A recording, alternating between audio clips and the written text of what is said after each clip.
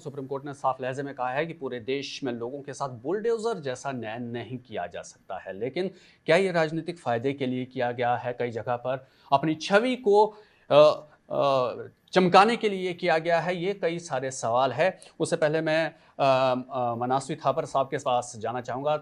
थापर जी, आपसे जानना चाहेंगे, क्या, या मैं बड़े कड़े शब्दों का इस्तेमाल कर रहा हूँ, क्या जो चल रहा है देश के अंदर, जो चीज़ें हुई है, क्या उसे तालिबानी न्याय कहा जाए? कैंगरू कोर्ट जिसको कहते हैं, उस तरह की चीज़ें जो है ये पनप रही हैं, जिसके ऊपर आखिरकार अब सुप्रीम कोर्ट ने कम से कम संज्ञान लिया। आपने कोई कड़े शब्द नहीं इसमें इस्तेमाल किए, आपने सही शब्द इसमें इस्तेमाल किए। जो हो रहा था कुछ सालों से हम देख रहे थे कि सुप्रीम जी। कोर्ट का, मैं कहूंगा देर आए पर दुरुस्त आए। जिस मौके पे सुप्रीम कोर्ट में ये हियरिंग चली, बिल्कुल सही सुप्रीम कोर्ट ने इसका संज्ञान दिया है। और ऐसे ही होना चाहिए कि हमारा देश में जिसमें प्रोसीजर ऑफ लॉ है, हमारा देश जहाँ पे जुडिशरी है, उसको अब किस तरीके से ये काम चल रहा है कि आज कोई व्यक्ति गलत काम करता है, कोई क्राइम करता है, उसके परिवार की शायद उस क्राइम में कोई लेना देना नहीं है, पर उनका घर उनसे छीन लिया जाता है, बुलडोजर उस पे चलाई जाती है। तो वहां पे क्या हम दिखाना चाहते हैं हमारे देश में कि कंगारू कोर्ट चल रहा है। जैसे आपने शुरुआत किया, तो कंगारू कोर्ट हमारे देश में नहीं चल रही। हमारा देश एक ट्रोल नेशन नहीं है। हमारे देश में लॉ लॉ है, प्रोसीजर ऑफ लैंड है, जिसको फॉलो करना जी। बहुत ही मैंडेटरी है, बहुत ही जरूरी है। उसको हम छोड़ते हुए हमको लग रहा है कि एक ट्विटर पे ट्रेंड चल रहा है, बुलडोजर जस्टिस चल रहा है, हमको लग रहा है बुलडोजर बाबा चल रहे हैं। ये सही ट्रेंड नहीं है हमारे देश में। अगर योगी जी ने ये शुरू किया है, इसका खंडन करने के लिए अगर सुप्रीम कोर्ट को आना पड़ता है, और उसको देखते हुए हमने देखा है दूसरे प्रदेश भी ऐसा काम करने लगे, तो ये कहीं ना कहीं एक डेटरेंट इफेक्ट की तरह आगे काम कर रहा है कि जो भी चल रहा है हम चला रहे हैं। तो कहीं ना कहीं सुप्रीम कोर्ट को पढ़ना चाहिए था, और सुप्रीम कोर्ट पढ़ा है और सही तरीके से आगे बढ़ा है कि हाँ, जहां पे कोई डेवलपमेंटल प्रोजेक्ट के बीच में कोई कोई मकान आता है या कोई स्ट्रक्चर आता है, जी। उसका बुलडोजर उसके ऊपर चलना जरूरी है, क्योंकि डेवलपमेंट रुक रही है उससे। पर किसी व्यक्ति ने क्राइम किया है तो उसकी फैमिली को उसके ऊपर बुलडोजर चलाना कहाँ का जस्टिस है? और ये हमारे देश में जो दुनिया की लार्जेस्ट डेमोक्रेसी है, दुनिया की सबसे ज्यादा आबादी वाला देश है, हम बहुत गर्व लेते हैं अपने लॉ एंड ऑर्डर के ऊपर, और वहां पे हम इसको सेलिब्रेट कर रहे थे। मैंने देखा है कुछ कुछ लोग हैं जो इस चीज को सेलिब्रेट करते हैं जब किसी का मकान टूटता है। तो ये कहीं ना कहीं आ, इस ऑर्डर से इसके ऊपर हम डिबेट करेंगे देश में कि एक सेंसेबल आर्ग्यूमेंट होना जरूरी था, जो कहीं ना कहीं मिसिंग था। जहां पे एक तरफा बिल्कुल। चीजें चलाई जा रही थी कि किसी ने कुछ काम किया, हीनियस क्राइम किया, उसके बाद उसका घर उसी कुछ ही मिनटों में तोड़ा जाता था, लोग इसको सेलिब्रेट कर रहे थे। वहां पे एक देश की बहुत बड़ा वर्ग है जो सोच रहा होगा कि यहाँ पे ये गलत हो रहा है। ये बुलडोजर जस्टिस हमारे कंट्रोल में नहीं है, ना ही ये पावर दी जाती है फेडरल स्ट्रक्चर में सरकारों को। ये पावर सरकारों के पास भी नहीं है कि किसी के घर को इस तरीके से तोड़ा जाए। एक गलती का क्राइम आपको आईपीसी, पुराने आईपीसी में लिया जाता था, नए बीएनएसएस में लिया जाएगा। उसका बुलडोजर कोड हमारे देश में नहीं है कि अगर आप कोई गलती करते, कल को मनस्वी बिल्कुल। था पर कोई गलती करता है, उसका घर को तोड़ा जाए, ये कहीं पे भी कोड में नहीं है और ना ही हो सकता है। तो हमारे को देश में आने वाले समय में पॉलिटिकल पार्टीज को, चीफ मिनिस्टर को समझना पड़ेगा कि देश को हम कंगारू कोर्ट की तरह नहीं बना सकते। एक लॉ एंड ऑर्डर है, एक प्रोसीजरल लॉ है, उसको फॉलो करना चाहिए। अगर वो इलीगल कंस्ट्रक्शन है तो उसका आप अपने लोकल लॉज के अंदर उसको फॉलो करिए, और उसके अगर वो तोड़ने की जरूरत पड़ती है, अगर कानून आपको वो देता है मौका, तो आप तोड़िए। पर एकदम से एक जी। आदमी पकड़ा जाता है और आधे घंटे में उसका घर तोड़ा जाता है, ये कहीं का कानून नहीं है। बिल्कुल, बिल्कुल, आपके पास वापस लौटूँगा थापर साहब। इस बीच ज़ाहिर तौर पर एमनेस्टी इंटरनेशनल की फरवरी 2024 की एक रिपोर्ट आई है, जिसके मुताबिक अप्रैल 2022 से जून 2023 के बीच दिल्ली, असम, गुजरात, मध्य प्रदेश और यूपी में खासकर जो है सांप्रदायिक हिंसा के बाद 128 संपत्तियों को बुलडोज़र से ढा दिया गया। डॉक्टर राव, अब इसमें दूसरा एंगल आता है कि क्या ये राजनीतिक तौर पर आप इसको कैसे देख रहे हैं? क्या राजनीतिक छवि चमकाने के लिए, एक खास वर्ग के खिलाफ और एक खास वर्ग में अपनी धमक बनाने के लिए, क्या ये सारी कार्रवाइयाँ हुई है? जबकि जो लोग सत्ता में बैठे हैं, जिस भी राज्य में हैं, उनको इतनी तो जानकारी है कि कानून के दायरे में रहकर क्या काम हो सकता है, क्या नहीं, लेकिन उसके बावजूद ये इस तरह की कार्रवाइयाँ करना, क्या ये दिखाता है कि वो अपने आप को कानून से ऊपर समझ रहे हैं वो लोग, या फिर इसके पीछे एक पर्टिकुलर नैरेटिव सेट करने की कोशिश? देखिए, ये मेरे मेरे ख्याल से देखिए, जो ये काम कर रहे हैं राजनीतिक तौर के से और फायदा उठाने के लिए, तो मैं नहीं समझता हूँ। क्योंकि क्या है कि एक तरफ आपने अभी राष्ट्रपति जी को सुना होगा कि लोग इतने तंग आ चुके हैं हमारी में, ये तो हमारे संस्था की बात है और हमको अंदर झाँक के देखना, अपने गिरेबान में झाँक के देखना है कि आप सालों साल लगा रहे हो, 15-20 साल हो रहा है किसी को न्याय के उसमें लाने में, और वो और अपराध किए जा रहा है। एक आदमी अपराध करता है और आप कहते हो bail is the rule not jail, उसको बेल दिया, उसने और 15 अपराध किए, इन सब को बन के उसने और अपराध का पूरा एक आपका एक पूरा जाल बन गया, जिसमें आपने क्या किया, दूसरों को जो गवाह है उनको धमका दिया और जो एविडेंस है उसको गायब कर दिया, फाइल को हटा दिया, उल्टे सीधे काम बहुत चल रहे हैं।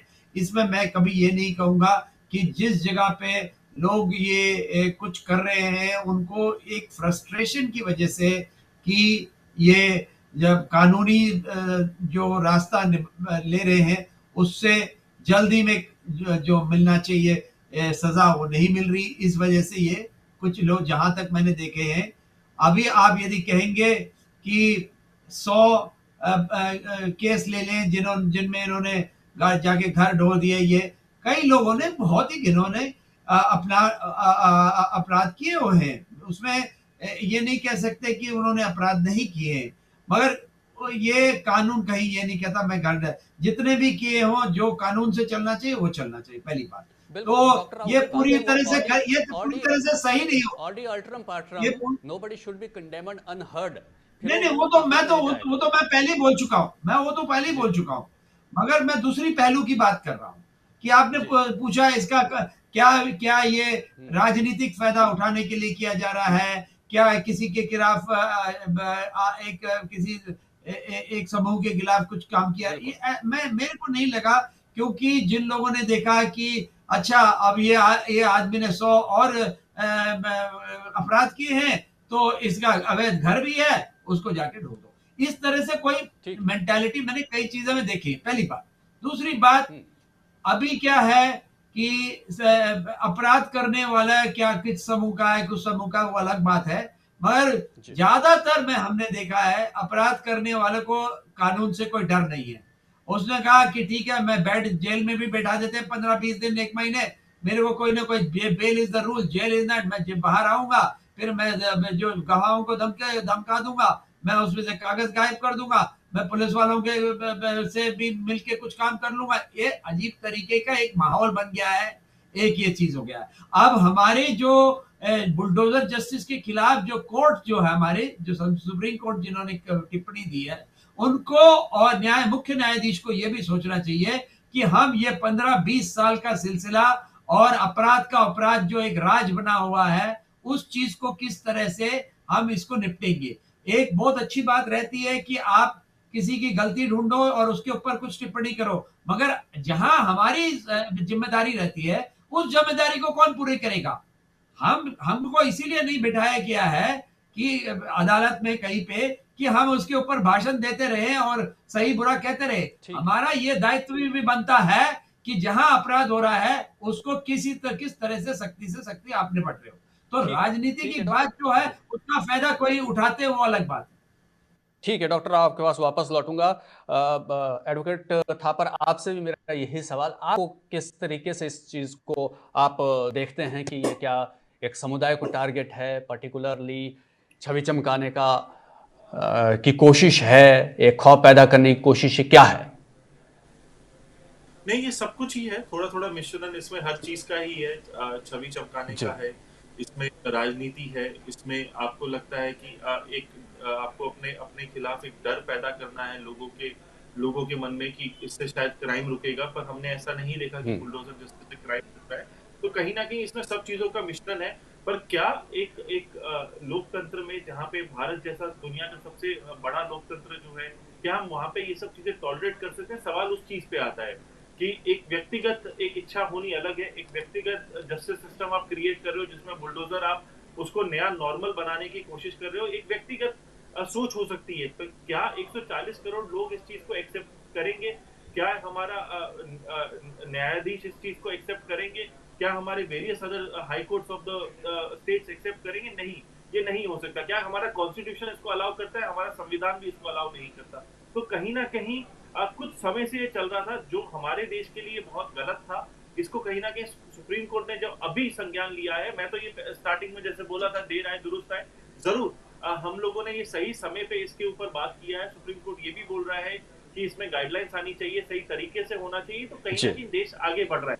गलतियां होना एक लोकतंत्र में लाजमी है, उन गलतियों को सुधारना सबसे ज्यादा महत्वपूर्ण बात होती है। और कहीं ना कहीं यहाँ पे सुधार की तरफ बात हुई जाएगी। जो पुरानी बातें, जो गलत चीज हुआ, इसमें कुछ लोग हैं जो परेशान हुए, कुछ वर्ग के लोग, जिस तरीके से आपका सवाल था, कुछ वर्ग के लोग भी हम कह सकते हैं परेशान हुए। पर आने वाले समय में एक बार गाइडलाइन सुप्रीम कोर्ट की ले डाउन हो जाएंगी, वहां पे हम देखेंगे ऐसी गलतियां, ना ही ऐसी व्यक्तिगत गलतियां होने के चांसेस जो होंगे वो कहीं ना कहीं बहुत ज्यादा मिनिमम हो जाएंगे। और इसका उल्टा असर होगा। कोई भी चीफ मिनिस्टर या कोई भी प्रशासन में ऊंचे दौर पे व्यक्ति बैठा हुआ अगर ऐसी गलती करने की सोचेगा तो उसके ऊपर डेटरेंट इफेक्ट उस व्यक्ति के ऊपर आएगा। ये इस तरीके का गाइडलाइंस पॉलिसी बन जाएगी हमारे देश में आने वाले कुछ ही महीनों में। तो मैं उस दृष्टिकोण से इसको देख रहा हूँ। मुझे लग रहा है आने वाला वक्त बुलडोजर जस्टिस को खत्म करेगा और कहीं ना कहीं नया इस कानून की प्रक्रिया को और अच्छी तरह बनाया जाएगा। अगर इलीगल है तो जरूर उसको इलीगल तरीके से डील किया जाए, पर बुलडोजर आपकी एक गलती के ऊपर आपका दूसरा कानून लगेगा, ये कहीं ना कहीं खत्म होने जाएगा।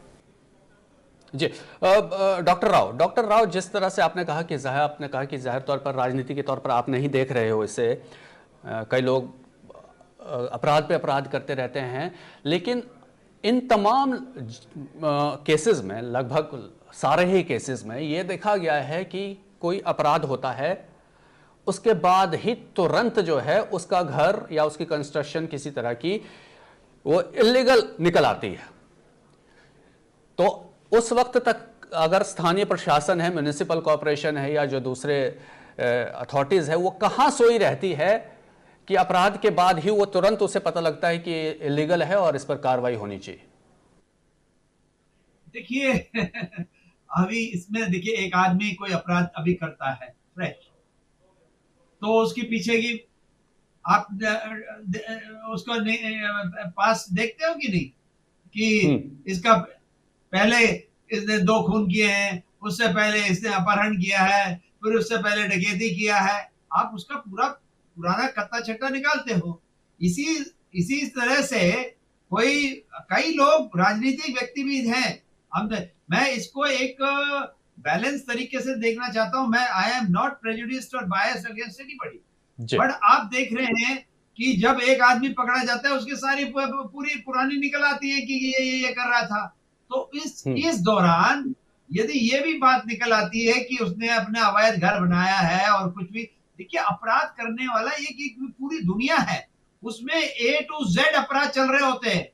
अवैध घर भी बनाया जाता है, लोगों को धमकाया जाता है, एक्सटॉर्शन रैकेट भी चल रहा होता है, किडनैपिंग भी हो रहा होता है। ये किसी न एक अपराधी अलग अलग अपराध से जुड़े रहते हैं। और मैं कई जो अपराध की बात कर रहा हूँ, छोटी मोटी अपराध की बात नहीं है, जो बहुत मोटी मोटी अपराध की बात करने वाली की बात कर रहा हूँ। और जो भी छोटा मोटा भी अपराध कर रहा होता है वो भी जुड़ा किसी बड़े अपराधी के गैंग में शामिल हुआ होता है, उसने छोटे मोटे पहले भी काम किए होते हैं। तो ये पूरा एक इकोसिस्टम है, जो अपराध का इकोसिस्टम है। और जो सबसे ज्यादा अपराध करता है और उसने एक वो किंग पिन बन जाता है, तो उसके खिलाफ जो है एकदम से यदि बाकी चीजें निकल आती है उसमें मैं उसको लेकिन यहाँ पर आप मेरी एक बात सुनिए, बाकी चीजें को ढूंढ निकाले या नहीं करे उसके देखिए वो अलग जगह। मैंने कभी ये नहीं माना कि घर दौड़ना ये बिल्कुल इसको जस्टिफाइड है, इसके ये करना चाहिए। मगर मैं ये कह रहा हूं कि कानूनी कार्रवाई से लोग इतने फ्रस्ट्रेटेड हो गए हैं, इतने परेशान हो गए हैं, सालों साल उनको वो नहीं, उनके खिलाफ कोई उनके खिलाफ कोई कार्रवाई नहीं होती है, वो छूट के बेल पे फिर से कानून अपराध पे अपराध करी जाते हैं। इस बात की फ्रस्ट्रेशन है, सरकारों में भी है और दूसरे जो है जनसमूह में भी है कि ये आदमी खुली आम छूट के एक अपराध करके 10 और कर लेता है। जी, यहाँ पर एक आपसे एक सप्लीमेंट्री सवाल ये है कि ये मान लिया, चलिए एक बार के लिए मान लेते हैं कि वो आदतन अपराधी है और फिर उसने अपराध किया, फिर उसका पिछला कच्चा चिट्ठा भी निकला, इलीगल प्रॉपर्टी, सब कुछ निकला। राजस्थान का एग्जाम्पल अगर हम ले, एक बच्चे ने दूसरे बच्चे पर जिस तरह से वार किया और उसकी जान चली गई, उसके पिता का घर गिरा दिया गया। एक तो नाबालिग बच्चा था, लेकिन पिता का कोई आपराधिक रिकॉर्ड नहीं। तो ये जो मेंटलिटी है कार्रवाई करने की, इसको आप कैसे देखते हैं? ये गलत है, सरासर गलत है। मैं तो कह रहा हूं सरासर गलत है। मैं आपको थोड़ा विश्लेषण दे रहा हूं कि ये क्यों एकदम से ये चीज बनी है, ये क्यों हो रहा है। तो आप यदि किसी चीज का हल ढूंढते तो सारे चीजों का हल ढूंढे, सरकार ढूंढे, अदालतें ढूंढे, एक ही चीज का हल नहीं है, ये सारी चीजों का हल होना चाहिए। ठीक है। एडवोकेट थापर, जिस तरह से हल की बात डॉक्टर राव कह रहे हैं, एक इशारा डॉक्टर राव ने जुडिशरी की तरफ भी किया कि अगर आप जुडिशियल सिस्टम के अंदर बैठे हो तो आप सिर्फ बातें नहीं करोगे, उसे सुधारना भी होगा। वे आउट क्या दिख रहा है आपको? जुडिशियल सिस्टम पर इतना प्रेशर है, जजेस खुद कहते हैं कि वैकेंसीज हैं, खाली है, भरी नहीं गई है, लाखों करोड़ों केसेस जो है वो दबे हुए हैं, जस्टिस जो है वो वक्त पर नहीं मिलता, जिस तरफ इशारा डॉक्टर राव ने किया कि शायद ये उसी की परिणति है कि लोग फ्रस्ट्रेटेड है और ऐसे इस तरह की कार्रवाई को ठीक भी ठहराते हैं। तो वो रास्ता कौन सा है, क्या स्टेप्स है जिससे सिस्टम सुधारा जा सकता है? देखिए, ये जैसा हमारा कॉन्स्टिट्यूशन में है कि लेजिस्लेचर, एग्जीक्यूटिव और जुडिशरी तीनों को साथ में चलना पड़ेगा, तभी जाके हम सुधार सकते हैं। जुडिशरी जो अपना काम कर सकता है वो आज जुडिशरी ने किया है, इसको एग्जीक्यूटिव को इम्प्लीमेंट करना पड़ेगा, एग्जीक्यूटिव को इसको मानना पड़ेगा एज अ गाइडलाइंस कि अभी से हम बुलडोजर बंद कर दें। जब तक गाइडलाइंस आती है तब तक हम लोग बुलडोजर के बारे में सोचे भी ना, और कौन सी चीजें बुलडोजर जस्टिस के अंदर पड़ेंगी और कौन सी नहीं पड़ेंगी, तो उसकी गाइडलाइंस क्लियर हो जाएगी। कुछ भी आज मैं कुर्सी पे बैठा हूँ, मेरा मन कर रहा है कि कोई क्रिमिनल आता है, उसके घर पे बुलडोजर चला दो, किसी के बाप के घर पे चला दो, किसी के बच्चे के घर पे चला दो, तो ये कहीं ना कहीं जुडिशरी का सिस्टम नहीं है। जुडिशरी का सिस्टम ये है कि कहाँ पे कुछ गलत हो रहा है वहां पे उसका संज्ञान लेना और वहां पे कठोर शब्दों में बताना कि ये चीज गलत है, ऐसी नहीं होनी चाहिए। और जुडिशियल सिस्टम में समय लगता है कि गाइडलाइंस आज उन्होंने बोला है, बी.आर. गवई साहब और विश्वनाथन साहब ने आज बोला है कि इसकी गाइडलाइंस बननी चाहिए, तो आज के आज वो नहीं कर पाएंगे। जरूर इस पे नेक्स्ट डेट पे इस पे विचार विमर्श होगा, सब पक्षों को सुना जाएगा और एक अच्छी गाइडलाइंस बनेगी, पर उनको इम्प्लीमेंट करना हम ये सोचे कि बी.आर. गवई साहब जब वहां पे बुलडोजर को रोकेंगे, ये उनका काम नहीं है, ये एग्जीक्यूटिव का काम है। एग्जीक्यूटिव इसमें सही तरीके से जो supreme court guidelines lay down करेगा या कानून बने जाते हैं उसको ले डाउन करना, उसको चलाना, ये एग्जीक्यूटिव का काम होता है। यहाँ पे पुलिस प्रशासन का काम होगा, चीफ जस्टिस का काम, चीफ मिनिस्टर और उसके मिनिस्टर्स का काम होगा कि ऐसे ऑर्डर ना पास किए जाए कि जहाँ पे बुलडोजर जस्टिस की तरीके के या इंडिकेशन हम दे रहे हैं, तो ये सबको साथ में चलना पड़ेगा। तो इसमें कोई ये चीज नहीं है हम बोल सकते हैं कि जुडिशरी के ऊपर सारी रिस्पॉन्सिबिलिटी आती, नहीं, जुडिशरी नहीं है कि बुलडोजर जस्टिस के बारे में बात कर रहा है, जुडिशरी बल्कि इसको खत्म करने की बात कर रहा है। और कहाँ यहाँ पे एग्जीक्यूट हुआ है हमारे देश में बुलडोजर जस्टिस, उसको रोक लगाने की, उसको ब्रेक लगाने की जो एग्जीक्यूटिव को अब लगानी चाहिए, और मेरे हिसाब से वो लगाएगी भी। ठीक है डॉक्टर, आप सरकार की भूमिका आप कैसे देख रहे हैं इस पूरे में? देखिए, सरकार की भूमिका जो है उनका भी उतना ही जिम्मेदारी रहता है कि न्याय दिलाने का जितना न्यायालयों का होता है जी। और इसमें जो है, जैसे ही मेरे दोस्त ने बताया कि लेजिस्लेचर, एग्जीक्यूटिव, जुडिशरी की कोऑपरेशन से सरकार और आप योर फोर्थ स्टेट, ये डेमोक्रेसी के अंदर ये चारों स्तंभ होते हैं जिससे चलता है सब कुछ। आपका भी इतना बड़ा योगदान है कि आप इस चीज की बात कर रहे हैं। इसी तरह से हमारा ये डेमोक्रेसी जो है, प्रजातंत्र चलेगा। नाउ ये न्यायाधीश जो हमारे न्यायालय के अंदर कोई बात चलती है, आज ये बात चली है कि ये बुलडोजर जस्टिस सही नहीं है, ये गलत है। आपने खुद मिसाल दिया कि किसी बच्चे ने दूसरे बच्चे को मार दिया तो उसका घर ढो दिया, वो पिताजी का घर था, वो आपने खुद ही ये सब बताया है। मगर मैं इस वक्त मैं ये एक चीज बताना चाहता हूँ कि जितनी शक्ति ये जो बड़ी आसानी से जाके घर ढो रहे हैं, उतनी ही वो अपराध को पकड़ के उसको जो है वो जल्दी से पकड़ के और उसके खिलाफ जो गलत काम कर रहा है उसको करके और उनको जो है न्यायालयों पे के साथ करके उसको कई बारी बेल भी देने की जरूरत नहीं होती, उनको जितना दिन बंद जी करके रखना होता हो दिन उसमें क्योंकि जैसे पब्लिक प्रोसिक्यूटर्स होते हैं, ये सब जो है ये सरकार के हाथ में होते हैं, न्यायालय के अंदर नहीं ठीक आते। है। पुलिस वाले होते हैं, सारे पुलिस वाले बिल्कुल। सरकार के अंदर होते हैं, तो उनका भी जी इतना ही दायित्व होता है कि आप अपराध को रोकें। आप अपराध का रोकने का भी आपके पास कई साधन होते हैं, आप कई तरीके से उस चीज को अमल कर सकते हैं, चाहे वो रेड हो, चाहे कॉन्फिस्केशन ऑफ वेपन्स हो, चाहे वो किसी तरीके की वो करना हो कार्रवाई, आप पुलिस केस रजिस्टर करना हो, जो भी। अभी बड़े मैं कई जगह बोला भी हूं कि जो 3 नए कानून आए हैं, इनसे जी जो फर्क पड़ने की कोई हो सकती है, वो कोशिश की जा रही है कि ये 3 नए कानूनों के तहत ये आचार्य न्याय संहिता हुआ, भारतीय न्याय संहिता हुआ, भारतीय नागरिक सुरक्षित संहिता हुआ, और ये अधिनियम हुआ कि एविडेंस एक्ट के जो रिप्लेस करके, ये सब चीजों से हमारी जो सिस्टम न्यायालय का तरीका है उसको बदलने की पूरी कोशिश की जा रही है।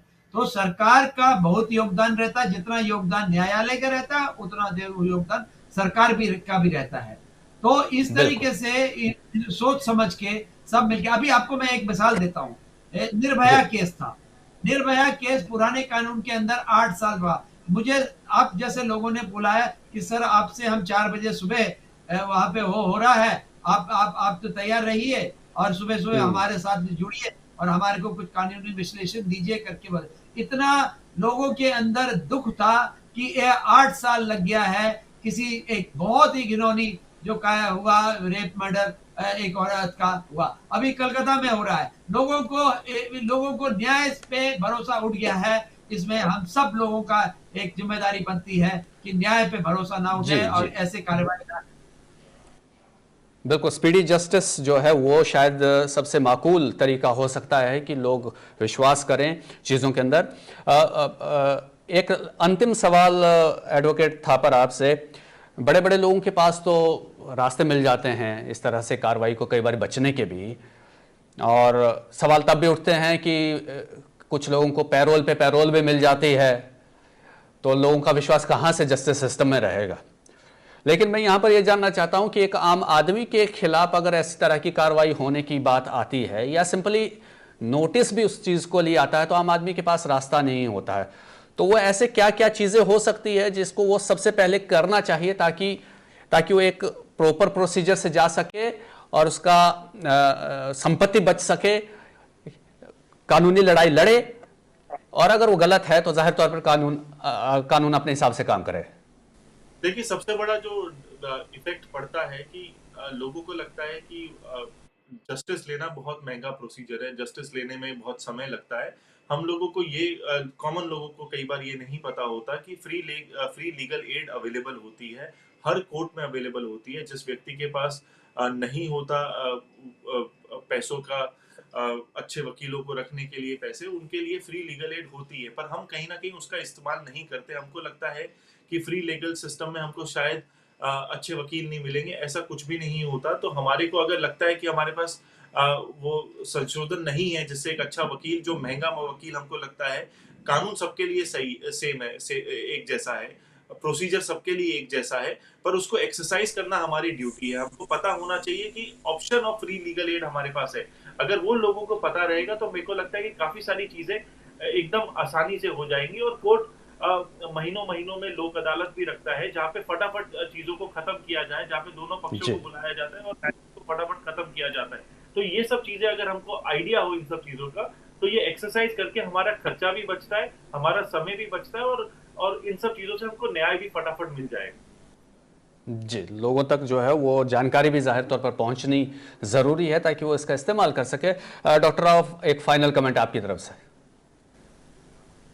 देखिए, मैं फिर से वही दोहराना चाहता हूँ कि जितना आप कोशिश करेंगे कि इस तरह से extra legal, extra constitutional, extra judicial method आप अडॉप्ट कर रहे हैं इसको, इन चीज़ों को रोकने के लिए, ये सब extra legal, extra constitutional judicial method है कि आप किसी के घर जाके तोड़ रहे हैं, जी उतना ही मेहनत आपको अपराधीकरण रोकने में करना चाहिए।